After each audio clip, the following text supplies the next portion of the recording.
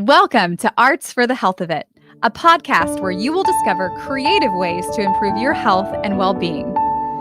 Someone may have told you that art isn't for you, but they were wrong. Anyone can create arts for the health of it. No talent or experience necessary. I'm just a little songbird, try to fly my way homeward with the melody, and I make the beat, don't know where it'll take me, cause when I'm in the dark of night, I sing my way back to the light. Come along with me and your heart will see that a song changes everything. Oh, oh, oh. All right. Hello, everyone, and welcome to the Arts for the Health of It podcast. I'm your host, Richard Wilmore. I'm your co-host, Constanza Rader, and we had the most wonderful privilege of talking with Ginny Owens. She's an award-winning singer and songwriter and has done amazing things. And if you don't know who she is, you should definitely go and look her up. She's been blind from a young age and has used her music and her songwriting therapeutically throughout her life and with different groups of people. And she shares some of her insights and some even prompts at the end of the episode about how you can dabble, like tiptoe into the waters of songwriting to use it as an expressive outlet in your own life. So it's really cool. A slew of writing prompts, and if you can't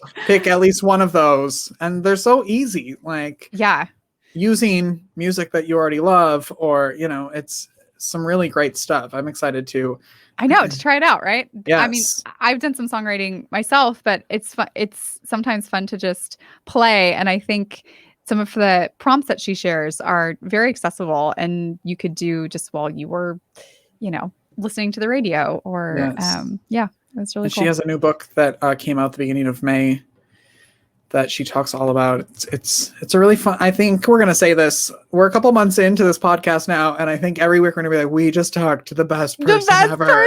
I know. It's so cool. Like, we're so appreciative of everybody who's been on the show so far and people we haven't talked to yet. Like, the list, our wish list keeps growing, and it's weird getting to talk to such amazing people, and I can't get through them fast enough. I just want to talk to everyone right now. Well, that brings up, like, this is beyond talking about Ginny, but like, if you're listening and you're like, I want to go on that and I want to talk to them and I have something to say or questions, reach out to us. Yes. Yeah. Reach out to us to be on the show, to talk to the people we're talking to. If you have questions, like, everything's virtual, so we're all very interactive. Yeah. Make sure you follow our Facebook page. We sometimes post on there if we have opportunities. And subscribe to wherever you're watching or listening to this, and stay in touch with us. That's the word I was looking for. There you go. All right. So Ginny Owens is a New York-based multi-award-winning singer-songwriter who's been releasing thoughtfully crafted songs for over 20 years, although she looks like she's 15.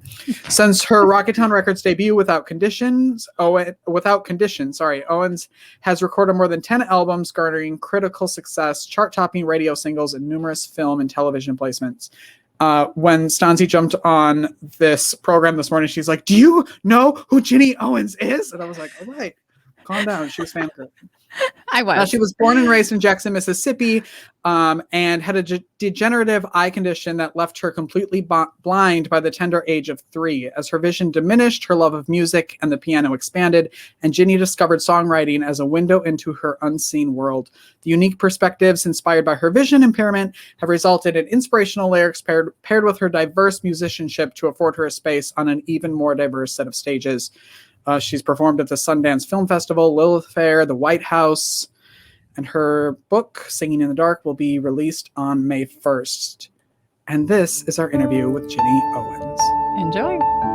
So, at the end of this whole thing, everyone's going to be like, I love Ginny. How do I learn more about her? Where do I listen to her music? But you also can read about her now in her new book, Singing in the Dark.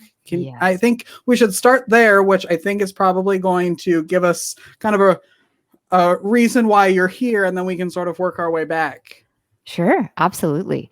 So Singing in the Dark is a book that I wrote during the pandemic, because why not write a book during the pandemic, right? And so it is, it's a lot about my journey as a person who has loved music since probably before I was born. Like my mom says, I used to just leap in utero every time there was music playing. And fell in love with piano playing and singing when I was, a year and a half or 2 years old. But I also lost my eyesight when I was 3. And so there has always been a sense of, learning to sing in literal darkness.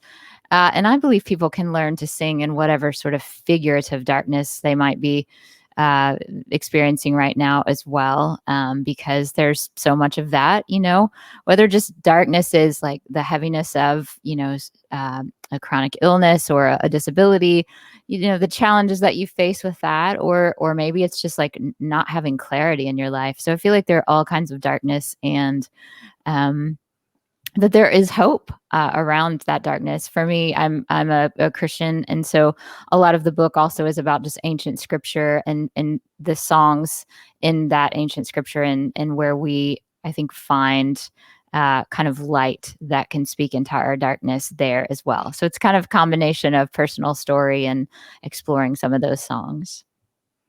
And who would you say the book is for? Who is it for? Yeah. Oh, I think it is for anyone who is curious about, finding hope, and maybe wants to hear someone else's story about how they have, been able to learn how to even take the difficult moments and find opportunities to sing, as it were, in those moments, and to find hope in those moments. Certainly it would be, if people have a curiosity about, maybe what scripture would have to say to us, that definitely is a large part of the book as well. So, but I think it's for anyone who knows what it is to just, face something you can't manage on your own. I think that's kind of who it's for. You talk a lot about, or you talk that about your songwriting. That's an important piece of, you're not just a singer, you don't just play piano, but you're a songwriter, and how therapeutic that's been in your own life. And I wonder if you could talk a little bit about that. Sure. Yeah. Well, one of my favorite quotes is Schumann, that said, "It's music's mission to shed light on the depths of the human heart." And I have found that always to be true. I started playing piano. We had an old upright, broken down like piano with some keys missing that was very out of tune, that came to live in our house around the time I was 2 years old. And I immediately figured out I could play songs by ear. So anything that I was hearing out in the world, I would come home and try to, pick out on the piano. And I also fell in love with singing very early on. So music kind of became my safe place. And especially when, after losing my sight, I would find, especially getting into school age years, I would find life could be really lonely. Bullying was a real thing. And so I would come to the piano and I would just sit down and began to really write my heart, write whatever I was processing in life. I would kind of write it into a song. And so I started songwriting when I was maybe 7 or 8. And I remember the first few songs that I played for family, they didn't get it. You sort of have this image of your song sounds just like the person on the radio, right?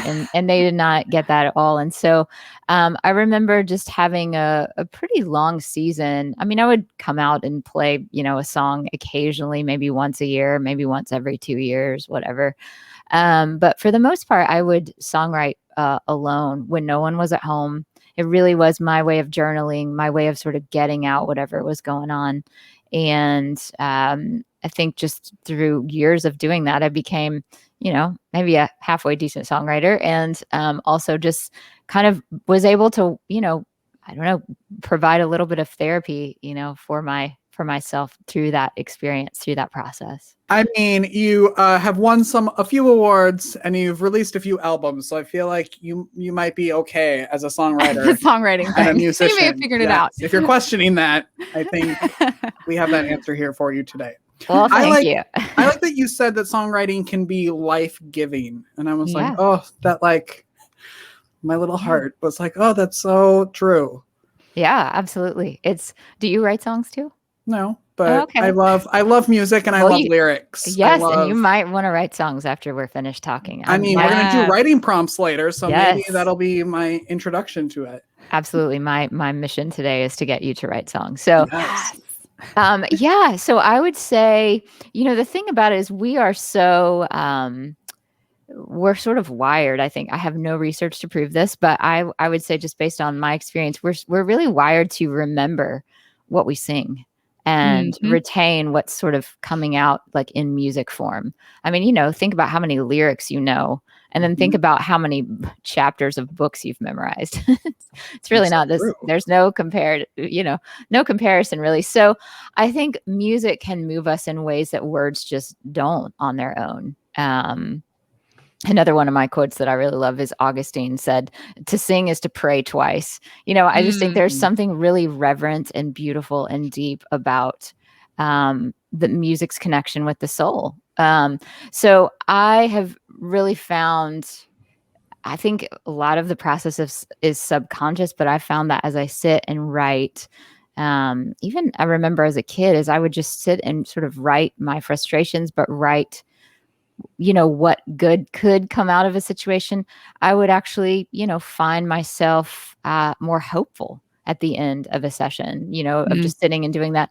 And I remember too, just even kind of learning early on that somehow, even if for me, songwriting has always been like the conversations I'm not brave enough to have.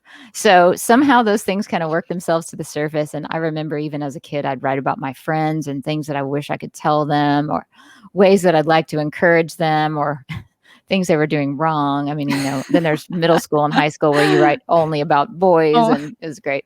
So, but there have always been just things in my heart I wish I could tell people. And a lot of times after I write the song, I actually can do that. And I've worked out how I would say it to them.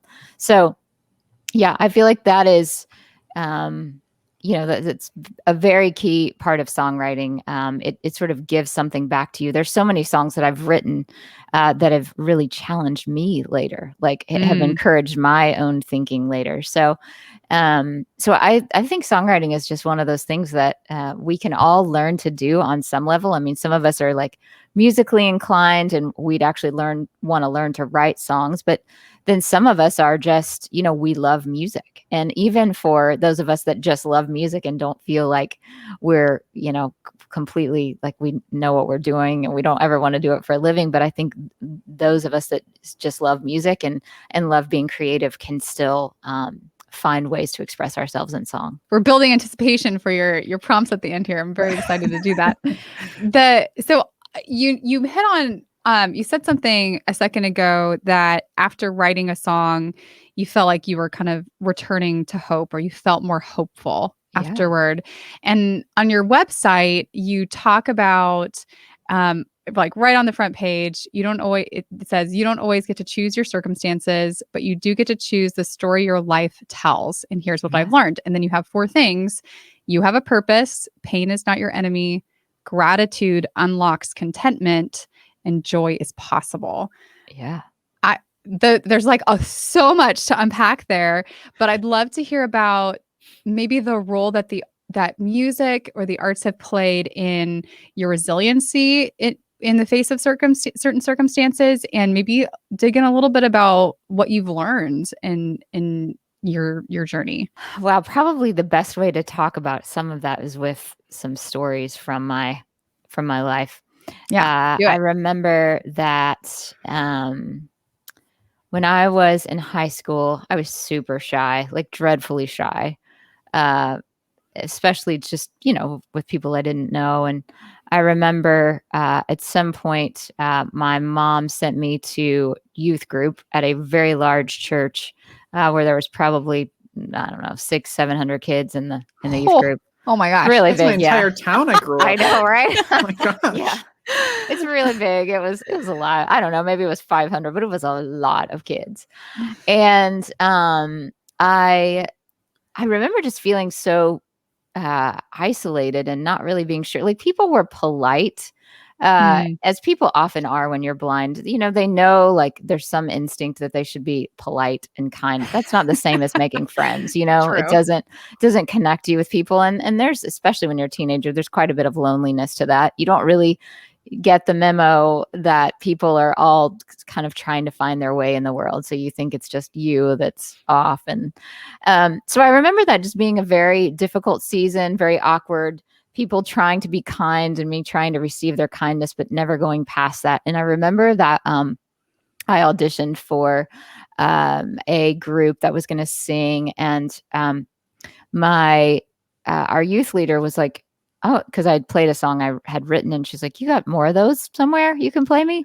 So I played her several of them, which mostly people hadn't heard. And so then she started asking me to sing those during our sort of weekly meetings, pretty regularly. And it was through those songs that people learned I was like them. You know, they learned that I actually had a teenager life too, that, you know, I was concerned about the same things they were, that I was reflecting on the same issues and challenges that they were facing. And so that was a really tremendous opportunity to learn that, music can connect us all, but it can also reveal things that I could have never revealed just in conversation with folks. Because you don't get to get into all that, but when you can kind of share the depths of your soul in a song, then people really resonate and they hear, I think even just in the color of the melody and the tone of your voice, they hear their own heart and soul and struggle, So I think it's a very personal way to get to know people. So that's one story. And then I'm trying to remember what the question was, because I probably strayed very far away. There was a lot. No. That was a great example. I was asking about the role that music has played in resiliency in facing circumstances in your own life, and then what you've learned through facing difficulties about gratitude and about joy and about pain. I especially am interested in, pain is not your enemy, because that's in such stark contrast to our numb it culture. Yes, absolutely. Just numb it out, just pretend it doesn't exist, and scroll TikTok, walk it off. Watch Netflix. Yes. Walk it off's pretty good. I should start trying that.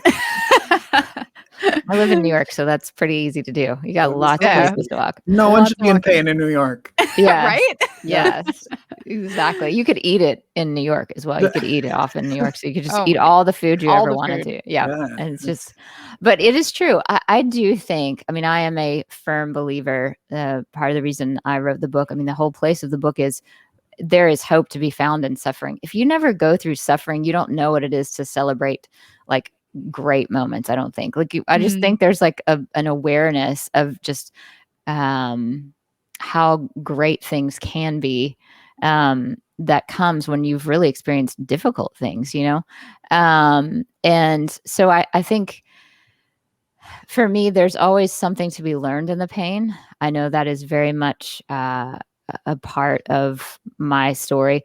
And so over the years, I have learned to go and process the pain through music. And a lot of those songs people will never hear, I don't I don't want them to ever hear. That's not the goal, but I think to just be as honest as you can in a song. And again, just that idea of just like the color, the texture of a melody can also frame the things you're feeling, the emotion, the sadness.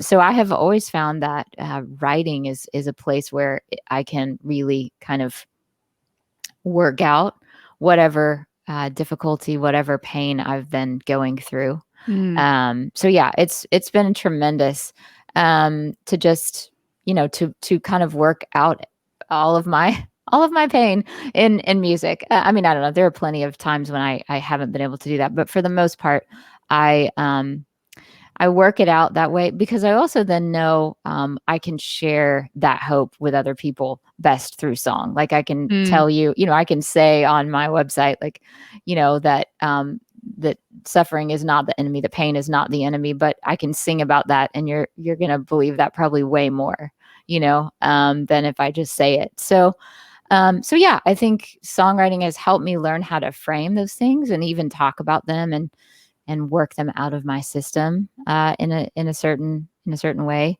And for me, being a person of faith, I definitely have just a deep sense that all pain has purpose. So that frames my writing as well. Just knowing, just never feeling like, oh, God made a mistake. I don't really feel that too often. So I know that even if there are overwhelming, terrible things, that somehow there will work out for good, that there will be some kind of purpose in that. So, so that kind of means that songs are always written with that core of hope, but that isn't to say there aren't many laments and many songs of anguish that I write. It sounds like there's a whole bank of Ginny Owens deep cuts of all this raw work. I kind of want to hear that. It reminds me of so I'm a Christian too, and in the Psalms, that's the book in the Bible. That's a collection of songs, and and there's lament songs, and there's rejoicing psalms, and everything in between. It's this book of poetry, and a lot of them follow a similar pattern of things are bad, and I'm complaining, but then there's hope at the end. Yeah, but and that's good. But there's a couple of Psalms that don't do that, where they end, like I'm thinking of Psalms 39, where the last verse is, leave me alone so I can smile again before I'm gone and die. Yeah. Yep. He was having a pretty dark day that day. Yeah. But I love... Perhaps he should have had an editor. Yeah. No, because then we can just keep following that practice and just write what we need to write. Yeah. And I love that example, that there are some days where I don't see the bright side right now. Right. I don't see the light, singing in the dark. And I love that title, because it's like that we can still sing even when we don't see the light or see where the hope is, and that's okay. Right. So I love that you share that you have this whole bank of music that we maybe haven't listened to. That's kind of like the raw. Yes, it's all the raw stuff. Yes, the unedited versions. But to your point, I was actually just thinking before you said that's one thing that's so interesting about songs like the Psalms, for instance. They were all written, even the ones that turn out hopefully, they were written from true deep places of suffering, like war and like pestilence, which I guess would be like a coronavirus, like they were all written from, so these people know of what they speak, it's definitely just dark days of endless frustration and whatever. So I feel like it kind of gives me comfort as I am struggling through something, to just know, well, I can say whatever, I can sing whatever, just get it out of your system and, put it into a song. I don't know if a story about Jerry Seinfeld goes after a story about the Bible, but totally it does. Are you kidding? Jerry Seinfeld has a new Netflix comedy special, and I was watching it, and he talks about how the words suck and great are basically the same thing, and that there's such a thin line between the two of them. And the closing, like the last line of the joke is like, all right, so you're walking down the street and you have an ice cream cone, and the top scoop falls on the ground, and you look and it sucks, and what do you say? Oh, great. Like, yes. Wow. Like, and how close those words are. And I was like, oh gosh, that's so true. And that's what your story reminded me of. Oh, that I love Jerry Seinfeld. And I love that that so sounds like Jerry Seinfeld. Yeah. I probably could have tried to do like an impression of him, but I don't think that would be great. No, I love that. It's kind of two sides of the adventure, but yet they are really close. So yeah. I want to talk to you about singing and performing at the White House. Yeah. No big deal. Speaking of name dropping. Yeah, no, it was a while ago. It was let's see. So it would have been the end of George W.'s term, and it was the most awkward thing ever, because I had to sing the national anthem, and then I think I sang a few more songs, but it was like on a Sunday afternoon, and I always sing with a piano in front of me. Like I feel awkward. Actually, these days I do a little more like standing and singing alone if I must, but I hate it with passion.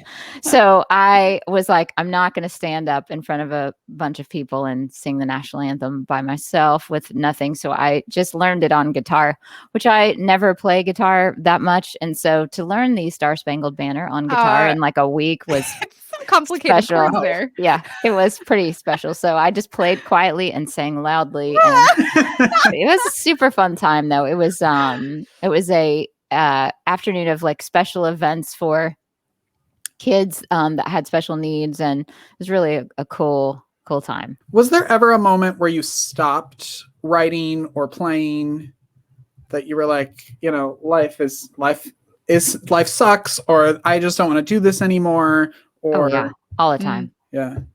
Less now. I do feel like music is one of those things that grows in you and on you, and you just can't get away from it. But there have been plenty. In fact, I remember when I first started traveling, I'd signed a publishing deal and a record deal, and I was on the road all the time. And it was just like, thinking about things like radio singles, things that it's not quite the same now. And now we have to think about streaming and stuff, but it was not fun. I mean, it was just more stress than fun. And I remember telling a friend, this is all right, but after a year, I don't want to do it anymore. I think I'm going to be a travel agent. And so I see that worked out for you. Yeah, I see it did too, right? They were super supportive friends you have. Yes. Yeah.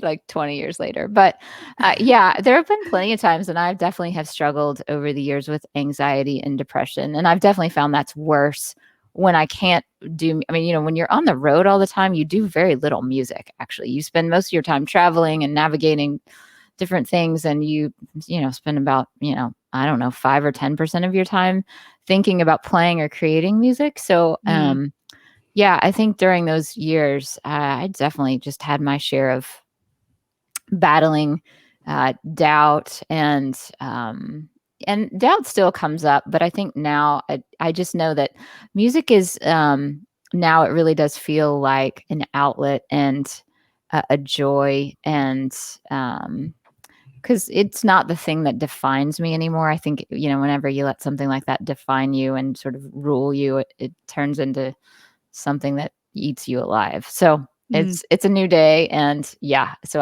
I'm good to not give it up, at least right now. No, at least today. Thankful you did not. Very thankful for that. The world is very thankful you did not. Well, thanks. Well, and you've done some really special songwriting projects with different populations. Am I right? Like veterans, yes. People with cancer, children without families. Can you talk a little bit about that? Absolutely. And the impact that you've seen that make in those people groups? Yes. And this is one of the reasons that I firmly believe that we can all sort of be songwriters is I've seen it happen with all kinds of folks from all kinds of walks of life. So one of those projects was I got to write with several veterans who came home from war battling PTSD. And we got to sort of voice their story in song.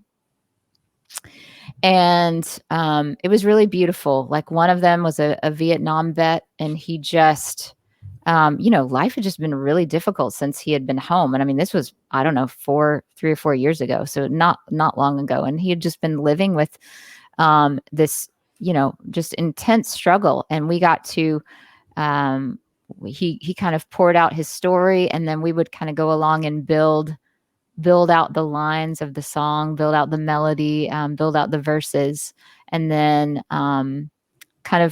and he would recommend things. I mean, he got into the process, which is really cool to see, because it was not just his story, but it was something that he really became a part of as we turned it into a song. And he was really into country music. So I did my best work trying to write a country song as best I could.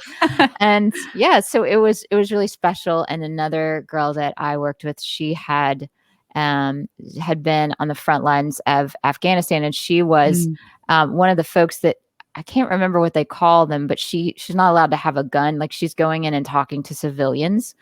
So she's like kind of disarming people and being, like she's finding out if the women and children are okay and seeing what they need. And then I was like, I didn't know the Army had these people on the front lines, but it's pretty cool what she does, but it's super stressful because if someone comes after her with a gun, she can't do anything. So she told stories, and then we wrote this song about her called I'm Taking Back My Life. And she loves music and pop music. So we, it was a totally different flair, and she wrote a rap in it, and it was awesome, but just she was 100% in that process and wanted to tell her story to people. And then we the few times that I've gotten to do this this thing with different vets, we would sit together at the end of the day, and everyone, like there'd usually be maybe 6 to 10 of us writing songs, and so we would get together at the end of the day and play those songs. And it was so special just because they then could hear themselves in each other's stories.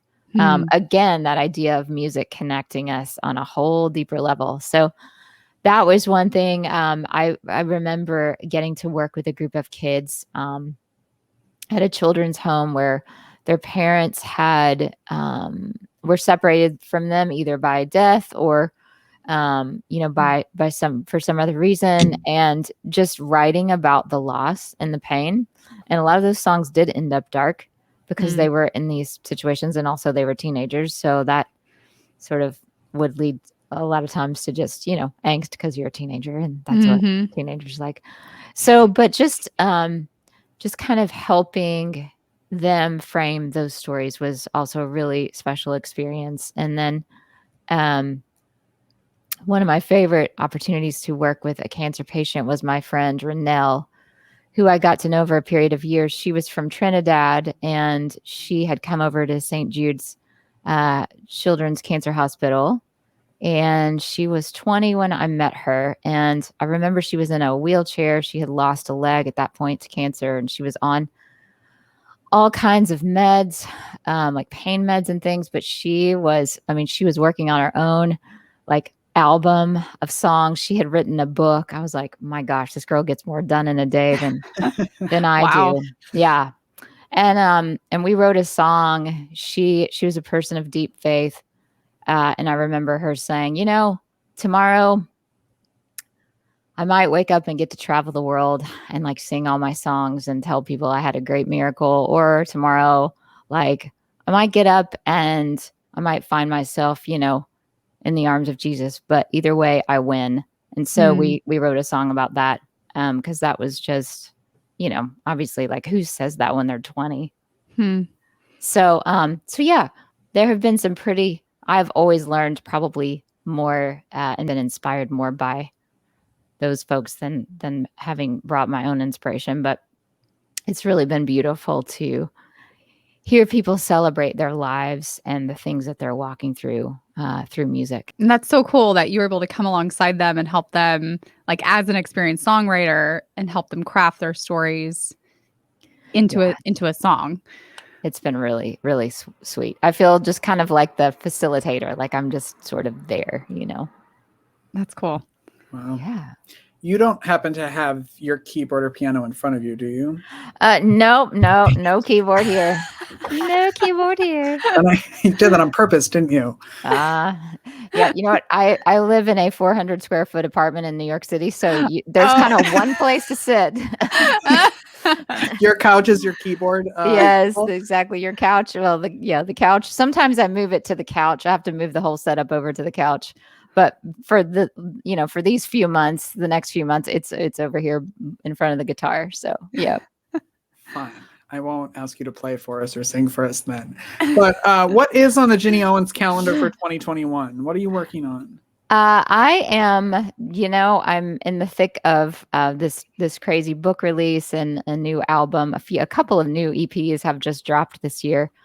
So, we'll keep doing that. I'm also in school, so Life is never boring. No. You're in Yeah, school. What I am in school. What are you doing? I'm getting a theology master's because Oh, why wow. not? Why not? do that? Why Write a not? book during the pandemic. Go to theology Yes. school during the Get a pandemic. degree.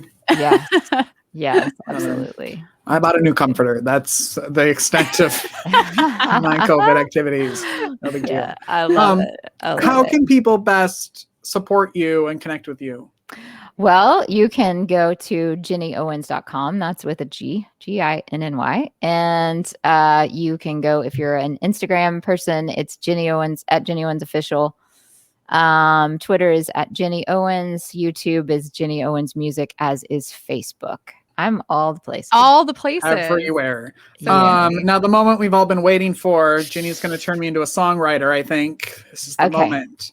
I have a lot of prompts, though. So do you have time for a lot? No. Well, pick your Sure. top couple and we'll go from there. We'll see what we have time for. Okay, cool. So a few of these are just little practices. I would say, especially for those of us who maybe have never written before, a really fun way to get into the idea of songwriting is to take a song you really like and rewrite the lyrics. So, replace that with a story from your own life. It's kind of a journaling thing. You can also take like a favorite poem or an old hymn or an old folk song or something and give it a melody. Like if you're just a natural born singer and you're like, I don't know how to put music to or lyrics to anything, then just take some lyrics or take a poem or a song and put your own melody to it. And the reason I say a poem or like an old song is because those those songs won't have melodies that we know may or may not, or they won't be copyrighted. So another thing that is really fun to do is to listen to a piece of music that has no vocal lines. So like, I don't know, one of my favorites is the Adagio for Strings by Barber, which is so haunting. And so write your own words to that melody, or make up your own melody that goes with that music. Or just simply write as the music plays, kind of use it as a backdrop to voice your thoughts and feelings. So the other thing I would say that I think is really important, if you really want to go after the whole writing idea, there's two sides to songwriting, right? There's melody creating and there's writing itself. So one of my favorite ideas, which comes from Julia Cameron in The Artist's Way, is doing morning pages, which is I love that book, by the way. I'm so glad you mentioned it. Yes. So just this can just be, doesn't have to be a song. Just write, don't edit it, don't look back at it. Just it's word vomit, which is just so lovely to say that. But that's my favorite. That's my favorite phrase. And I get yelled at all the time when I say it. I know it sounds gross, but it's so accurate. Yes. How else do you express that idea, right? Exactly. Yep. So I do love to encourage people to do that. Just sit down, give yourself, if you don't have 10 minutes, give yourself 5 minutes in the morning and write, or in the evening and just write. And if at first, because there's a connection between like your hand, doing the writing and your brain. So the more that you make that connection, the more it feels like a friend to you. And then when you want to think about things like poetry or songwriting, it gets a little bit easier. I also think a lot of us, think about doing a gratitude list at night of things that have happened throughout the day that we're thankful for. And I think doing that, but doing it like kind of in sentence form, like, what did you love about this thing and why, So I think a couple of really fun writing prompts or just thoughts to get us started would be like, write an answer to the question, what is standing between me and joy today? And then another idea would be to take your favorite quote and write a song or a poem or a paragraph based on what it says. I love this. And another thing that you can do, just I've taught a lot of songwriting in my life, and so I tell my songwriters to do this, but I also tell just people that are getting into it is something I like to call immersive listening. So, like take a song that you really enjoy and spend some time just listening to its nuances. Like maybe you analyze the lyrics. Like what do you love about this lyric? What do you, or is it the melody that you love most? Kind of dissecting those things. Like, how many lines does the verse have? How many lines does the chorus have? What moves you about it? Because it kind of, that helps you get sort of a sense of what songs should be like. Like, how many lines rhyme? How many, like, what kind of picture are they painting in the first verse? Those kind of things. And then the other thing I was thinking about is just there are a few websites that have great prompts, like Writer's Digest, which is pretty easy to remember, and then Get Free Write. Those both have great writing prompts. And then also the Julia Cameron book is wonderful. Anne Lamott, I think, is awesome. Like Bird by Bird is a wonderful book. Anything by Mary Oliver will inspire your poetry and perhaps your songwriting. She has tons of books she's been writing forever. So like No Voyage and Other Poems, I think, was her first book, like way back in the 60s, and that still has just amazing poems. And then another book that I really have enjoyed is The Creative Habit, which is by Twyla Tharp. And again, those are books I think that would work. Oh, and The War of Art by Stephen Pressfield, which is so good. Of knowledge. Yes. Well, those are all just books that I would say, if you want to be more creative and intentional with any aspect of your creativity, but especially your writing. And I mean, I give those to my songwriters all the time. So I'd say even your songwriting or just your regular writing, those books all are very wonderful at encouraging you in those things. Well, I love the accessibility too of just like how you talk about like just starting to write, like doing your morning pages to make friends with that part of yourself. Because I think a lot of people, it's when you're trying something new, and I feel this too whenever I'm trying a new creative endeavor that I've never done before, or I'm using or I'm trying to develop a new skill, it always feels awkward. Like that first, those first few steps of trying to figure something out, it just feels awkward and kind of unnatural. And I feel like it's easy to give up in that phase because you're like, oh, well, I just am not talented in this, so I should just stop.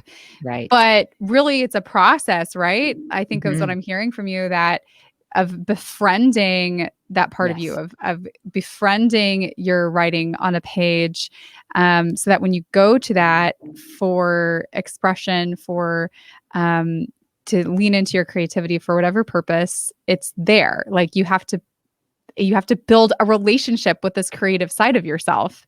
Absolutely. In order, so I love that. I love that.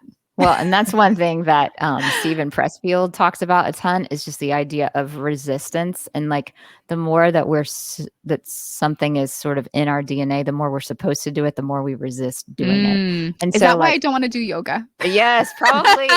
Probably it is. Yes. And when I do it, I like love it.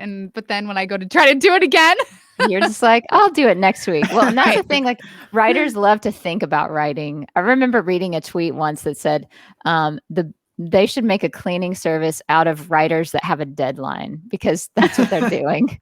Just anything other than writing. So yeah, I think there's really something to that. It's just like we always put off what we love most, but because we're scared of it, And so yeah, I think making friends with it is just a really practical way to think about it, because you want to spend time with your friends. And you got to cultivate those relationships somehow. You if you don't see them, you won't, it's awkward the next time. You got to start catching up again. So, well, and I think just like a friend, it's like, you don't just like, well, I've done this with certain friends, but you don't normally just jump into the deep end. You like go through those shallow waters and get deeper and deeper. And I think it's a similar process with our creativity, right? 100%. Yep, definitely. Love it. Do you have a favorite song you've written? Ooh, good question. Oh gosh, I don't know if I do. I don't know. I have no idea. How's that for an answer? Let's see. Then if people are just learning about you now, what's one song that they should go and make sure they listen to first? Oh, is that an even harder question? That's a harder question, but I would say And a fairly new song that just came out this year that they could listen to is called "Don't You Dare." I was just gonna say that. I feel like as soon as I started listening to that song, like the first time I listened to it, I felt like I like almost instantly started crying. It like reached into my soul, and it's very good. Oh man! I Well, second that. thanks. There you go. Thank you. So if you want your soul to be reached into, Don't you Yes. dare. that's the first song you start with. Ginny, thank you so much for jumping on and talking to us today. Oh, thank you guys. This has been so delightful. I cannot wait to hear more of the podcast. So Yes. Yeah. Well, get your keyboard in the appropriate spot and come back and hang out with us. okay, I'll do it. All right. Thank you. Thank you. Thanks for listening and thanks for watching. Make sure you subscribe wherever you're watching and listening. We will see you next week, everyone. Keep creating. Bye. Bye. Thank you for listening to Arts for the Health of It, a podcast produced by Hearts Need Art, creative support for patients and caregivers, in partnership with the National Organization for Arts and Health. You can help others learn about the healing power of the arts by subscribing, sharing, and reviewing the podcast wherever you listen or watch. The podcast is hosted by Richard Wilmore, co-hosted by Constanza Rader, and produced by Ivan Briones. Our theme song, Songbird, is written and performed by Natalie Lane. Visit heartsneedart.org to learn how you can support our mission to create joy with people facing life-altering health challenges. Join us next week to learn more ways you can create arts for the health of it. The views expressed on this podcast do not necessarily reflect the views of Hearts Need Art, their staff, board members, or other affiliates. All content is created for informational purposes only. This podcast is not intended to be a substitute for professional medical advice or to diagnose and treat any health condition. Always seek the advice of your physician or other qualified health professional with any questions you may have regarding a medical condition. Never disregard professional medical advice or delay in seeking it because of something you heard on this podcast.